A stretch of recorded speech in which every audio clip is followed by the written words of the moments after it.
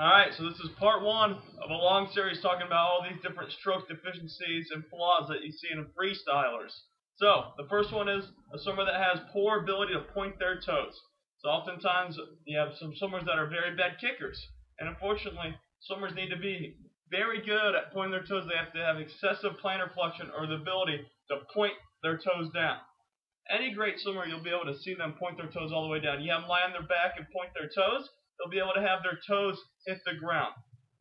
So a lot of master swimmers, when they get into swimming, they have a very tough time with this. You know, they've been sitting at desks for years and years. Their feet are always flexed, always in that dorsiflex or toe up position.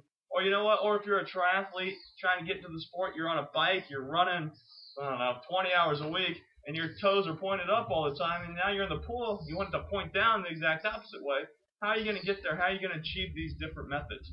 So one way is to improve muscle length around the joint. So common tight muscles are the front of the shin, also known as the anterior tibialis. This muscle will prevent plantar flexion and be hindering towards pointing your toes. Another muscle that is often tight just in general is the calf. There's two muscles for the calf, the gastrocnemius and the soleus. The gastrocnemius attaches above the knee and the soleus below it. The soleus is a very powerful muscle. The gastrocnemius is a little slower muscle. So it's important to have length in these. And even though these two muscles, what they would do is actually prevent dorsiflexion. Just because they're often tight, it's good to increase that joint mobility in general. So another way is to increase strength. Swimmers need to have great calf strength in order to point their toes the whole time. And it's not just explosive strength. A lot of it has to do with endurance. When oftentimes people have cramps, it's not because they have electrolyte imbalances or any chemical imbalances. It's because they often have weak or these muscles are impairing.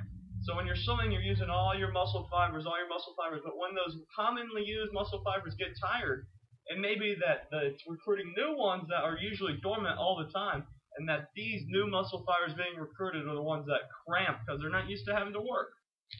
So you got to get your calf stronger, and I'll be putting some videos, finding some stuff on YouTube to show you ways to strengthen your calves. It could be just normal heel raises and things like that. Lastly, improving muscle timing. So a lot of ways you can do this is with eyes closed training on Bosu balls, things like that, forcing someone to go into plantar flexion or pointing their toes all the way down. Now let me take a few steps back. How do you assess if someone actually has a limited plantar flexion? Like I said, someone's usually a bad kicker, or you can just visually see it most of the time. But if you really want to objectify or quantify this, you can actually have someone lay on the ground, point their toes all the way down. Okay? Like I said, you want to be able to have your toes pointing the ground if you're a very good swimmer. If you're not able to lay down on your back, point your toes and have your toes hit the ground, you've got a lot of work to do. So those are some ways to improve those areas by working on the muscle length, the muscle strength, and the muscle timing to improve the ability to point your toes. If you really improve these three areas, I guarantee you'll be getting faster, better kicking, if this is the main deficiency impairing your ability to kick. Alright, keep going.